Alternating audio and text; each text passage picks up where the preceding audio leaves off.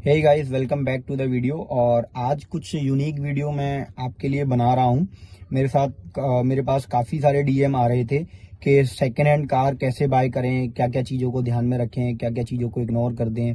तो वो सारी चीज़ें आज मैं बताने वाला हूं। मैंने अपने लाइफ में बहुत सारी सेकेंड हैंड कार्स खरीदी, सेल आउट भी कर दी, एक्सपीरियंस भी लिया। मैं बहुत शौकीन हूँ गाड़ियों का, थोड़ा सा स्पेशली मैं आपको बता दूं तो मैं कोई भी कार ज़्यादा 1 साल से या 6 महीने से ज़्यादा अपने पास नहीं रखता हूँ, मैं हटा देता हूँ। तो क्यों ना सोचा कि एक्सपीरियंस आप लोगों के साथ शेयर किया जाए। बहुत सारे डीएम आ रहे थे मेरे पास के सेकेंड हैंड कार किस तरीके से बाय करें, क्या क्या चीज़ों को ध्यान में रखें। तो वो चीज़ मैं आपको आज बताने वाला हूँ। ये भी हुंडई की i20 है, टाइप 2 मॉडल की गाड़ी है ये। तो मैंने सेकेंड हैंड ही बाय करी है। तो क्या क्या चीजें आपको ध्यान में रखनी है और किस किस चीजों को ध्यान में रख करके आपको गाड़ी को खरीदना है, वो बेसिक नॉलेज मैं आज आपको बताने वाला हूँ। गर्मी लग रही है, सबसे पहले एसी स्टार्ट कर लूं, फिर मैं आपको आगे बताने वाला हूँ। 1 मिनट। तो सबसे फर्स्ट इंपॉर्टेंट चीज कि अगर आप सेकेंड हैंड कार कोई भी बाय कर रहे हैं तो फर्स्ट इंपॉर्टेंट चीज आपको ये ध्यान रखना है कि आप किस बंदे से उस गाड़ी को खरीद रहे हैं। वो इंपॉर्टेंट चीज हो जाती है कि जिस बंदे से आप गाड़ी को खरीद रहे हैं उसका बैकग्राउंड कैसा है, वो चीज समझने की कोशिश करें। मैं उस चीज को पॉइंट पे बोल कैसे रहा हूं कि वो गवर्नमेंट बंदा है, मींस के डॉक्टर हैं, या कोई सरकारी प्राइवेट जॉब करते हैं, या प्राइवेट जॉब करते हैं, या बिजनेस है उनका। तो जिस टाइप का बंदा होता है वो उसी हिसाब से उस गाड़ी को यूज करता है। तो वो चीज आपको ध्यान रखनी है। और कई बार क्या है कि कई बार गाड़ी मान के चलो गाड़ी चल गई आपकी 80,000 किलोमीटर, और बायर से आप जब गाड़ी बाय कर रहे हैं वो बंदा बोल रहा है कि 80,000 किलोमीटर मेरी गाड़ी चली हुई है। तो आप उनसे ये चीज ध्यान रखें, फर्स्ट चीज मांगे क्या आपके पास कंपनी रिकॉर्ड है या नहीं है गाड़ी का। क्योंकि अगर तो उनके पास कंपनी रिकॉर्ड है, 80,000 किलोमीटर चली है, तो वहां से 50% चांसेस कम हो जाते हैं कि आपके आधी सेटिस्फेक्शन तो आपको वहीं से मिल जाती है कि अगर बंदा कोई भी आपको प्रूफ कर रहा है कि मेरे पास कंपनी रिकॉर्ड है गाड़ी का, तो 50% आपका मगजमारी कम हो जाता है। अगर कंपनी रिकॉर्ड नहीं है तो फिर आपको हर एक चीज को चेक करके लेना पड़ेगा। भाई गाड़ी जो है ऐसी चीज होती है कि आपने 2 लाख की कार खरीदी और अगर उस गाड़ी के अंदर फॉल्ट हुआ तो 2 लाख रुपए उसके अंदर भी लग जाएंगे, तो वो गाड़ी आपको 4 लाख रुपए की पड़ेगी। तो अपने लिए बेहतर डील लेना कोई भी बुराई वाली बात नहीं है। हर एक चीज को, हर एक पॉइंट को समझना है और देख करके लेना है। माइनर केसेस में कोई चीजें, छोटी मोटी चीजें हैं तो आपके साथ उसको आपको कॉम्प्रोमाइज करना पड़ेगा। अब सबसे ज्यादा इंपॉर्टेंट चीज होती क्या है, क्या जितने भी फीचर्स हैं गाड़ी के अंदर वो प्रॉपरली वर्क कर रहे हैं या नहीं कर रहे हैं, एसी वगैरह प्रॉपर वर्क कर रहा है या नहीं कर रहा, इंजन प्रॉपर चल रहा है या नहीं चल रहा है, इंजन के अंदर कोई फॉल्ट तो नहीं है, या कोई नॉइज तो नहीं है, या कोई गियर डालने में कोई मिसिंग तो नहीं है, या कोई धुआं तो नहीं है, या गाड़ी का लो पिकअप तो नहीं है, या कोई अजीब आवाज तो नहीं आ रही है इंजन में से जो एक्चुअल में आनी चाहिए वही आवाज आ रही है, या कुछ अलग अननेसेसरीज उसमें से नॉइज आ रही है इंजन में से, उन चीजों का ध्यान रखना है। एक्सीडेंटल है या नहीं है वो चीजों का ध्यान रखना है। और दूसरी चीज, पेंटेड है या नॉन पेंटेड है, जेन्युइन पेंट है, वो चीजों का ध्यान रखना है। तो यही एक कुछ पॉइंट होते हैं जो कि आपको ध्यान में रखने होते हैं सेकेंड हैंड कार बाय करते टाइम। तो वो चीजें आज मैं आपको सारी बताने वाला हूँ। सबसे फर्स्ट पॉइंट क्या है, आप गाड़ी को स्टार्ट कर लो। गाड़ी हो गई स्टार्ट आपकी, ठीक है, गाड़ी आपने स्टार्ट कर ली। आप क्लस्टर चेक करो कि गाड़ी ड्रिवन कितनी दिखा रहा है। 78,000 किलोमीटर चली हुई दिखा रहा है गाड़ी को। तो ऑलमोस्ट क्या होता है, गाड़ी के जो टायर होते हैं वो 40 से 50,000 किलोमीटर तक ही चलते हैं, बाकी के उसके बाद फिर वो चेंज ही होते हैं। अगर मान के चलो आप कोई सेकेंड हैंड कार बाय कर रहे हैं और वो गाड़ी है 2015 मॉडल फॉर एग्जाम्पल, और उस गाड़ी का जो किलोमीटर बता रहा है वो बता रहा है 20,000 किलोमीटर, तो अगर तो 20,000 किलोमीटर बता रहा है 2015 मॉडल की गाड़ी है, तो ऑब्वियसली बात है उसके अंदर जो टायर हैं वो कंपनी के साथ के ही होंगे, क्योंकि 20,000 किलोमीटर पे टायर खत्म नहीं होते हैं, ठीक है।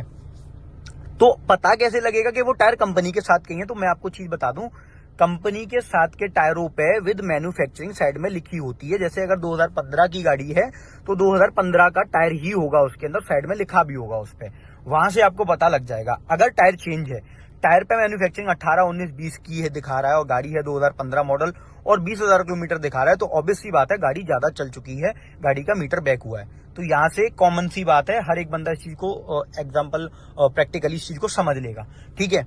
अब सेकंड चीज आ जाते हैं कि यहाँ से कुछ पता लग जाता है गियर लीवर। गाड़ी का गियर लीवर बहुत चीजें बता देता है आपको कि गाड़ी आपकी कितनी ड्रिवन है। अगर तो ये गियर लीवर है, इतनी कॉमन प्ले होती है।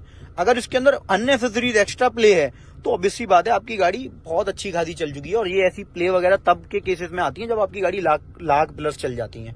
ठीक है, स्टीयरिंग से आप पता लगा सकते हैं कि स्टीयरिंग कितना घिसा हुआ है या क्या है, कितना यूज हुआ है।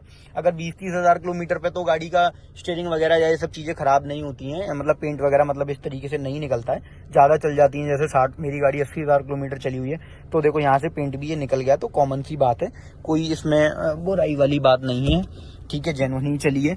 अब पेडल से आप पता लगा सकते हैं कि पेडल आपके बताते हैं कि आपकी गाड़ी एक्चुअल में ड्रिवन जितनी किलोमीटर में दिखा रहा है उतनी हैवी या नहीं है। वो कैसे पता लगे मैं बता देता हूं। कुछ इस तरीके से आप पेडल देख रहे हैं, तो पेडल जो हैं इतने भी घिसे हुए नहीं है, इन पे ग्रिप प्रॉपर ही बनी हुई है। तो 60-70-80 हजार तक इनकी ग्रिप नहीं जाती है, इतनी रहती है इनके ऊपर ग्रिप। ये ग्रिप तब जाती है जब 1.5-2 लाख किलोमीटर आपकी गाड़ियां चल जाती हैं, तब के केसेस में ये ग्रिप जाती हैं।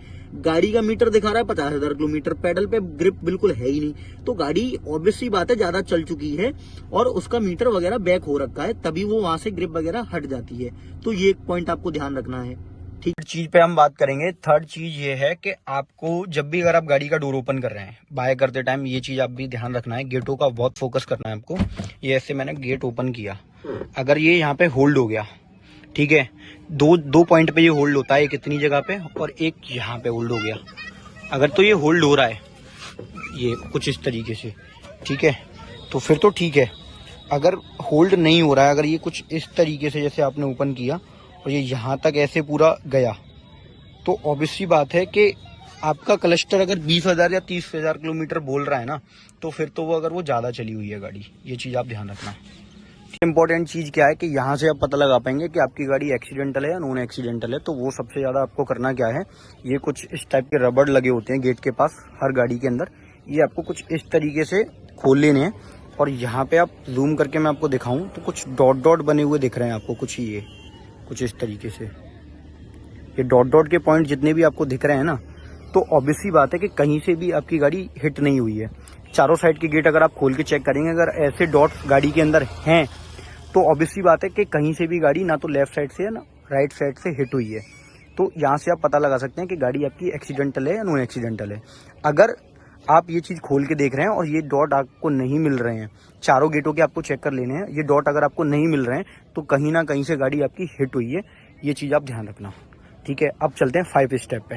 तो आप पता कैसे लगाएंगे कि गाड़ी डैमेज है या नहीं है, तो वो भी मैं आपको चीज़ बता दूं। जैसे ये बोनट है, तो अगर आप यहाँ से इसको डाउन करेंगे, ठीक है, तो यहाँ पे कहीं पे भी ऐसे डॉट्स वगैरह आपको नहीं मिल रहे देखने को, जैसे कि गेटों के अंदर थे, क्योंकि ये जो गाड़ी है आगे से हिट हुई थी, तो ऑब्वियसली बात है ये जो पूरा है ना ये चेंज हो चुका है। तो अगर यहाँ पे साइड में कुछ इस तरीके के डॉट हैं जो मैंने अभी आपको दिखाए थे, तो अगर ऐसे डॉट नहीं है तो ऑब्वियसली बात है या तो ये बोनट चेंज हो गया या ये बोनट रिपेयर हो गया। तो यहाँ से आप पता लगा लेंगे कि गाड़ी हिट हुई है या नहीं हुई है। अब सबसे इंपॉर्टेंट बात है इंजन की, तो इंजन मैं आपको चालू करके बताऊंगा कि आपको कैसे पता लगाना है इंजन आपका प्रॉपर ओके है या नहीं है, वो चीज़ मैं आपको बताने वाला हूँ। मैंने इंजन को कर लिया स्टार्ट, और स्टार्ट करके ना इंजन मैं आपको पहले नॉइज सुनाता हूँ। डीजल गाड़ी है तो ऑब्वियसली बात है इतना नॉइज इंजन के अंदर आता है कुछ इस तरीके से, ठीक है। अब आपको इंजन में चेक क्या करना है, इंजन स्टार्ट कर लेना है आपको, और सबसे फर्स्ट आपको ये जो गेज है ऑयल का, इस गेज को आपको ओपन करना है, कुछ इस तरीके से बाहर निकाल लेना है, ठीक है। चलते इंजन पे, इंजन स्टार्ट होना चाहिए और गाड़ी गर्म होनी चाहिए। ऐसा नहीं कि गाड़ी आपने खड़ी हुई है 24 घंटे से और फिर आप एकदम स्टार्ट करके चेक कर रहे हैं। कम से कम 5-7 किलोमीटर चल के रनिंग में आकर के फिर दोबारा से आप इंजन स्टार्ट करेंगे और इस गेज को ओपन करेंगे। ये जो ऑयल गेज है, यहाँ से पता लगता है गाड़ी के अंदर ऑयल कितना कितना नहीं है। जब ये गेज आप ओपन करेंगे ना, तो इस जगह से कोई भी धुआं नहीं निकलना चाहिए किसी भी प्रकार का इसके अंदर से। अगर इसके अंदर से धुआं निकल रहा है या ऑयल के छींटे आ रहे हैं तो क्लियर है कि गाड़ी का इंजन होगा। मैं यहाँ पे आपको उंगली रख लेता हूँ, ठीक है। तो कोई भी किसी भी प्रकार का ऑयल नहीं है मेरी उंगली पे, और ना ही कोई छींटे हैं और ना ही कोई स्मोक आ रहा है, ना ही कोई धुआं आ रहा है। तो यहाँ से अगर कोई भी स्मोक नहीं आ रहा है या कोई भी धुआं नहीं आ रहा है या ऑयल के छींटे नहीं आ रहे हैं, तो इसका मतलब ये है कि 99% आपकी गाड़ी का इंजन ओके है, इंजन के अंदर कोई भी प्रॉब्लम नहीं है। तो ये फर्स्ट थिंग आपको यहाँ से ध्यान रखना है, ठीक है। और एक पॉइंट पे आपको ये चीज यहाँ से भी ओपन करके आपको चेक कर लेना है, कुछ इसको, ठीक है, मैं आपको ये भी खोल के दिखा देता हूँ कुछ इस तरीके से। यहाँ से धुआं या छींटे ऑयल के नहीं आने चाहिए बिल्कुल भी। अगर छींटे या धुआं आ रहा है, अच्छा खासा धुआं आ रहा है, तो फिर सीधी सी बात है कि गाड़ी का इंजन होगा। अगर आपको और डिटेल में समझना है तो मेरे चैनल पे जाके मैंने एक वैगनार का वीडियो डाला था, वो आप जा करके चेक कर सकते हैं कि उस वैगनार में से किस तरीके से गंदे तरीके से धुआं निकल रहा है इस जगह से। ठीक है, तो यहाँ से ये एक पॉइंट है कि आपका इंजन क्लियर है या नहीं है, वो चीज आपको क्लियर हो जाएगी। एसी का हम कैसे पता लगाएंगे? इंजन स्टार्ट कर लेना है आपको। गाड़ी का हो गया इंजन स्टार्ट, यहाँ से आपको एसी स्टार्ट कर लेना है, लो सी पे रखना है आपको, और यहाँ से आप स्पीड को बढ़ा देना और एसी स्टार्ट होना चाहिए इस तरीके से। कुछ यहाँ पे लाइट जलनी चाहिए एसी के इस लाइट में। अब बाहर से जाकर के पता लगाएंगे यहाँ पे ठंडी हवा आ रही है या नहीं आ रही है, वो एक बात का पॉइंट है। मेन पॉइंट है कि आप बाहर से पता लगाएंगे कि एसी जो है वो प्रॉपर चल भी रहा है या नहीं चल रहा, वो चीज मैं आपको बताऊंगा कुछ यहाँ से। ठीक है, अगर इधर आ जाओ, ये जो पाइप है ना, ये वाला पाइप, हर गाड़ी के अंदर ये पाइप होता है एसी का जो कनेक्ट होता है इस जगह से। अगर ये पाइप ठंडा हो रहा है, प्रॉपर इस पर चिल्ड है, आप हाथ रख के टच करेंगे ना तो आपको फील करके पता लग जाएगा कि पाइप ठंडा है या गर्म है। तो अगर ये पाइप ठंडा है प्रॉपर तरीके से, तो आपका एसी प्रॉपरली वर्क कर रहा है गाड़ी का। मैं आपको जूम करके दिखा दूं, इस पाइप पे मॉइस्चर भी आ रखा है। ठीक है, वो आपको कैमरे में कैप्चर नहीं हो पा रहा होगा, पर ये पाइप बिल्कुल चिल्ड रखा है। तो ये चीज आपको इंपॉर्टेंट ध्यान देना है कि अगर ये पाइप ठंडा नहीं हो रहा है गाड़ी स्टार्ट होने के बाद, तो सीधी सी बात है कि गाड़ी का एसी का कंप्रेसर प्रॉपरली वर्क नहीं कर रहा है। तो वो इंपॉर्टेंट चीज आपको ध्यान रखनी है। ठीक है, चेक करेंगे गाड़ी का सस्पेंशन और स्टीयरिंग किस तरीके से करना है। इंजन को स्टार्ट कर लेना है आपको। इंजन हो गया स्टार्ट। स्टार्ट करते टाइम गाड़ी का म्यूजिक सिस्टम नहीं चलना चाहिए, एसी भी बंद कर दो। और स्टीयरिंग को लेफ्ट एंड राइट आपको टर्न अराउंड करना है और ये फील करना है क्या जब आप स्टीयरिंग को टर्न कर रहे हैं तो कोई नॉइज क्रिएट हो रहा है या नहीं हो रहा, कुछ इस तरीके से। अब जो बाहर की जो नॉइज होगी वो आपको कैमरे में तो कैप्चर नहीं हो पाएगी, वो आपको अपने ही बॉडी से फील करना पड़ेगा, समझना पड़ेगा। पर मैं आपको प्रैक्टिकली करके बताता हूँ कुछ किस तरीके से आपको करना है। स्टीयरिंग आपको कुछ इस तरीके से टर्न करना है, फुल टर्न करना है इस तरीके से, और फिर लेफ्ट साइड टर्न करना है। तो आप ये चीज नोटिस करनी है कि जब आप स्टीयरिंग को टर्न कर रहे हैं कोई ऐसा अजीब सा या कुछ अननेसेसरीज नॉइज तो नहीं क्रिएट हो रहा है जब आप टर्न कर रहे हैं स्टीयरिंग को। अगर तो नॉइज टर्न करते टाइम नॉइज आ रही है तो ऑब्वियस सी बात है कि स्टीयरिंग या सस्पेंशन के अंदर काम होगा। अगर नॉइज किसी भी प्रकार का नहीं आ रहा है तो स्टीयरिंग इज फाइन। ठीक है, अब हम गाड़ी को करेंगे ड्राइव, और ड्राइव करते टाइम हम सस्पेंशन का पता लगाएंगे कि गाड़ी का सस्पेंशन आवाज कर रहा है या नहीं कर रहा। ठीक है, अब वो आपको पता कैसे लगाना है वो मैं आपको प्रैक्टिकली आपको खुद समझना पड़ेगा, पर मैं आपको करके बता सकता हूँ। किसी खड्डे या दोंची वगैरह में आप गाड़ी को डाल लें, तो जो मैं इस फील्ड से के अंदर गाड़ी को ड्राइव कर रहा हूँ तो इसमें खड्डे अच्छे खासे हैं। ठीक है, आप गाड़ी को ड्राइव करें और लेफ्ट साइड और राइट साइड समझने की कोशिश करें जब आपकी गाड़ी खड्डे के अंदर जा रही है, क्या अननेसेसरीज कोई नॉइज क्रिएट हो रही है या नहीं हो रही है खड्डे में जाते टाइम।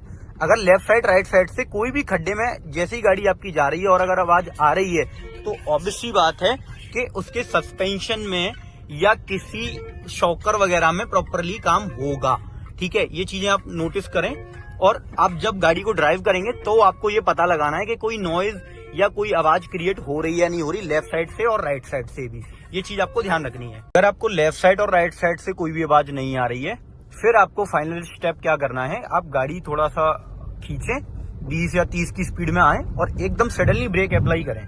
तो क्या आपकी गाड़ी के ब्रेक अप्लाई करते टाइम गाड़ी में कोई खट खट खट खट की आगे पीछे आवाज आ रही है या नहीं आ रही है, कुछ इस तरीके से आपको नोटिस कर लेना है। जैसे अभी मैं सेकंड बार और आपको करके बता रहा हूँ। अब एकदम से आप जब आप ब्रेक अप्लाई करेंगे कुछ इस तरीके से, तो ब्रेक जब आप अप्लाई कर रहे हैं कोई ऐसी आवाज तो नहीं आ रही है खटपट की सी या कुछ अजीब टाइप की या अननेसेसरीज। अगर आवाज आ रही है तो सस्पेंशन में काम होगा, अगर आवाज नहीं आ रही है तो सस्पेंशन इज अ फाइन। ठीक है, यही सब मेजर चीजें होती हैं जो कि सेकेंड हैंड कार बाय करते टाइम हमको ध्यान रखनी होती हैं। तो ऑलमोस्ट मैंने सारी चीजें आपको क्लियर कर दी हैं, समझा दी हैं, और कोई चीजें अगर बाय मिस्टेक मेरे से रह रही हो तो आप मेरे को डीएम करना, मैं नेक्स्ट वीडियो पर्सनली उस चीज पे बना दूंगा। ठीक है, और काफी लॉन्ग वीडियो हो गया, पूरा वॉच करके देखना। तो मैंने जितना डीप तरीके से समझाया शायद मैं भी आपको समझ में आ गया होगा 99.99%। तो यही एक कुछ पॉइंट है सेकेंड हैंड कार जब हम खरीद रहे हैं तो हमको ध्यान रखना है कि इन चीजों के ऊपर। और एक पॉइंट मैं आपको भूल गया बताना, जैसे ही अगर आप गाड़ी स्टार्ट कर रहे हैं तो बैक साइड में साइलेंसर के पास जाकर के कोई सेकंड बंदा थ्रॉटल देगा, एक्सेलरेट करे गाड़ी को, और पीछे एक बंदा जाकर के देखे जब आप एक्सेलरेट कर रहे हैं कोई धुआं तो नहीं निकल रहा है। अगर धुआं निकल रहा है, खूब दब के निकल रहा है, डीजल कार के अंदर क्या ब्लैक धुआं तो कॉमन होता है, बाकी का अगर व्हाइट स्मोक आ रहा है और परमानेंटली जब जैसे जैसे थ्रॉटल ले रहे हो वैसे वैसे धुआं आ रहा है, तो ऑब्वियस सी बात है इंजन में कोई काम होगा। वो पॉइंट वहां से क्लियर हो गया कि अगर वहां पे बैक कंप्रेसर आ रहा होता, जब मैंने आपको इंजन दिखाया खोल के, ठीक है, वहां पे बैक कंप्रेसर आ रहा था, ठीक है, और अगर आप पीछे एक्सेलरेट करेंगे तो ऑब्वियस सी बात है धुआं वहां पे आएगा भी आएगा। और अगर इंजन से ही अगर कोई धुआं नहीं आ रहा है जैसे मैंने खोल के आपको दिखाया, तो ऑब्वियस सी बात है 99% आपको पीछे भी साइलेंसर के पास भी आपको धुआं देखने को नहीं मिलेगा। पर 1% के केस में हो सकता है कि क्या पता गाड़ी का टर्बो भी खराब हो सकता है, तो वो चीजों का आप ध्यान रखना है विशेष, ठीक है। यही एक कुछ पॉइंट होते हैं सेकंड हैंड कार बाय करते टाइम। अगर आप इन चीजों को प्रॉपरली देख लेंगे, समझ लेंगे, तो मेरे को नहीं लगता कि आप अपने लिए कोई खराब डील बाय करेंगे। और मैं जहां तक समझता हूं आप इन चीजों को देख करके परख करके अगर आप कोई कार खरीदेंगे तो 99% आप अपने लिए बेहतर डील क्रैक कर पाएंगे। Thank you for so much watching this video.